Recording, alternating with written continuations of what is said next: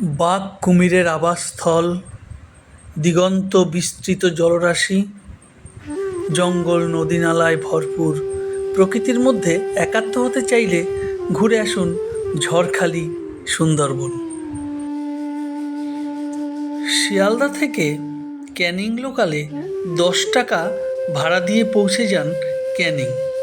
শিয়ালদা থেকে 5টা 45 মিনিটে প্রথম ক্যানিং লোকাল থাকে এবং ক্যানিংয়ে পৌঁছায় 6টা 57 মিনিটে এবং প্রত্যেক 1 ঘন্টা অন্তর প্রায় ক্যানিং যাবার ট্রেন পাবেন। ক্যানিং থেকে ঝড়খালির বাসে 55 টাকা ভাড়া দিয়ে পৌঁছে যান ঝড়খালির রাজামোড় এবং সেখান থেকে আপনারা অটো নিয়ে পৌঁছে যান ঝড়খালি ফেরিঘাট।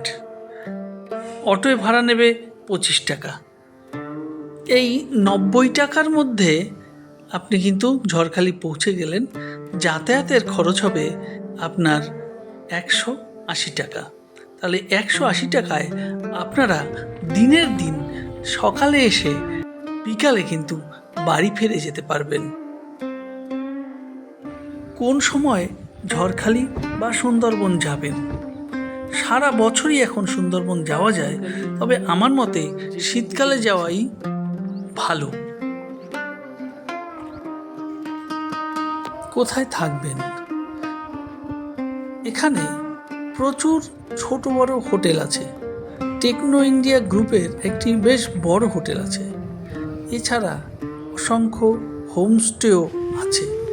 আপনারা এখানে গিয়ে দরদাম করে থাকতে পারেন।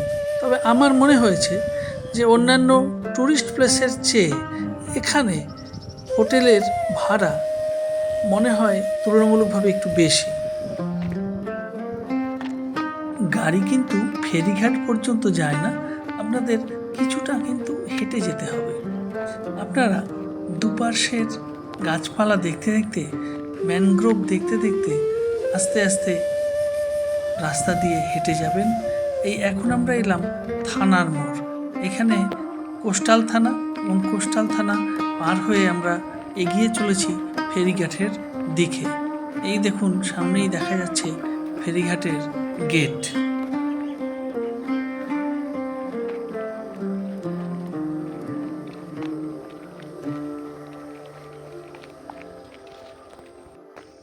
এবার গেটের মধ্য দিয়ে আমরা ফেরিঘাটের দিকে প্রবেশ করলাম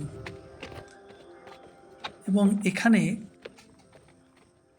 একটি পাটাতন মতো করা আছে। সেই পাটাতনের উপর দিয়ে আমরা ফেরিঘাটের দিকে যাচ্ছি। পাশেই মূল রাস্তাটি হচ্ছে, সেই জন্য আমাদের এই পাটাতনের উপর দিয়ে যেতে হচ্ছে। আমরা এখনই পৌঁছব হেরোভাঙা নদীর তীরে ঝড়খালি ফেরিঘাটে। অবশেষে পৌঁছে গেলাম ফেরিঘাটে। দেখুন কত সুন্দরভাবে এই জায়গাটা দেখা যাচ্ছে। জোয়ারের জলে নদী পরিপূর্ণ এবং এই ফেরিঘাটে প্রচুর বোট রয়েছে বা ভুটভুটি রয়েছে।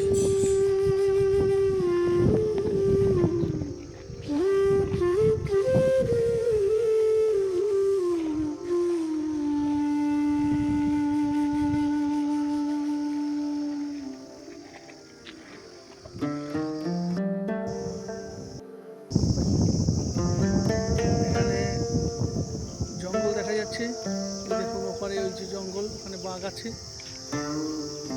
ঝিঝি পোকা ডাকছে।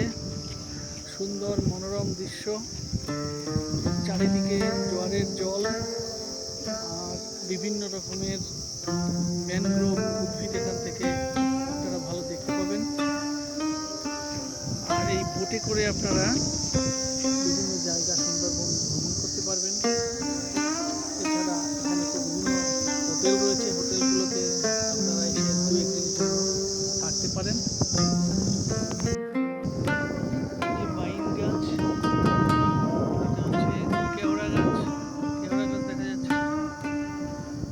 এখানে আছে কাঁকড়া গাছ, কাঁকড়া গাছ আছে। সুন্দর নীল জল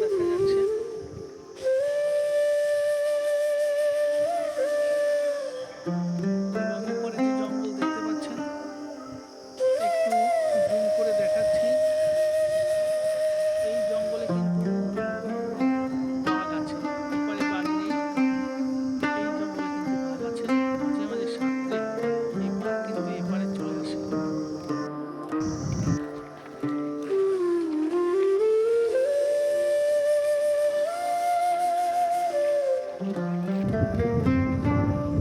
দিগন্ত বিস্তৃত জলরাশি দেখা যাচ্ছে। এরপর আমরা এই ঝড়খালি ফেরিঘাটের এই ব্রিজের মধ্য দিয়ে আমরা সামনের দিকে এগোলাম।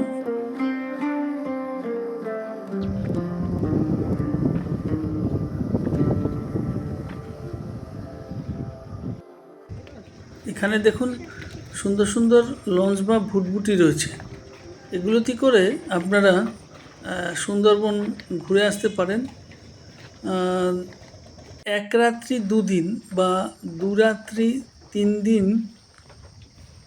এরা ভ্রমণ করায়, বিভিন্ন নদী দেখায় এবং সেখান থেকে আপনার ওর মধ্যে থাকারও ব্যবস্থা আছে, থাকতেও পারেন এবং সমস্ত রকমের ওয়াশরুম ইত্যাদির ফেসিলিটি কিন্তু ওর মধ্যে পাবেন। এছাড়া যদি 2-1 ঘন্টার জন্য আপনারা নৌকা বিহার করতে চান, তাও কিন্তু এরা করায়।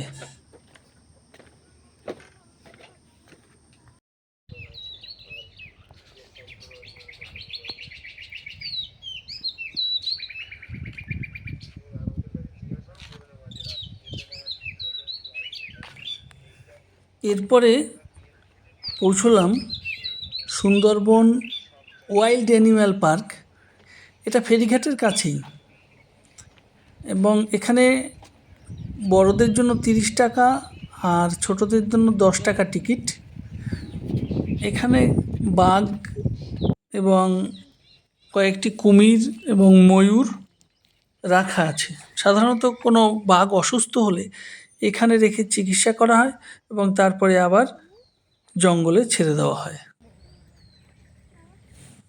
সুন্দরবনের রানী সুন্দরী গাছ দেখা যাচ্ছে এবং এই সুন্দরবনে সুন্দরী ছাড়াও অনেক গাছ দেখা যায়। এখানে একটা কাঁটা গাছ দেখা যাচ্ছে, একে বলে হাড়গোজা।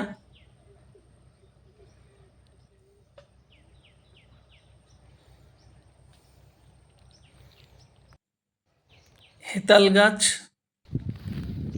এছাড়া আরেকটি গাছ দেখা যায় সুন্দরবনে, গোলপাতা। বাংলাদেশের সুন্দরবনে শুনেছি বেশি দেখা যায়, এখানে খুব কম দেখা যায়। এটি হচ্ছে এই যে সামনে দেখতে পাচ্ছেন, এটা হচ্ছে গোলপাতার গাছ।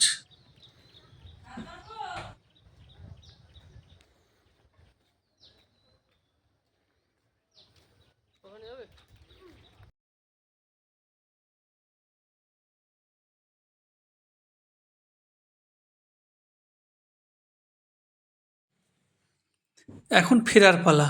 ঝড়খালিকে বিদায় জানিয়ে অটোর দিকে এগিয়ে চললাম। এখানে একটি বাংলো দেখতে পাচ্ছেন, ঝড় বাংলো। এখানেও আপনারা থাকতে পারেন। আমরা একটি হোটেলে একটি রুম দেখেছিলাম, আপনাদের দেখাচ্ছি। ডাবল বেড এবং একটি সোফা কাম বেড আছে এবং ওরা বলল আপনারা 5 জন এখানে থাকতে পারেন। আর এটি হচ্ছে ওয়াশরুম। মোটামুটি ভালোই, কিন্তু ভাড়া বলছে 2100 টাকা। চ্যানেলটি ভালো লাগলে সাবস্ক্রাইব করবেন। ধন্যবাদ।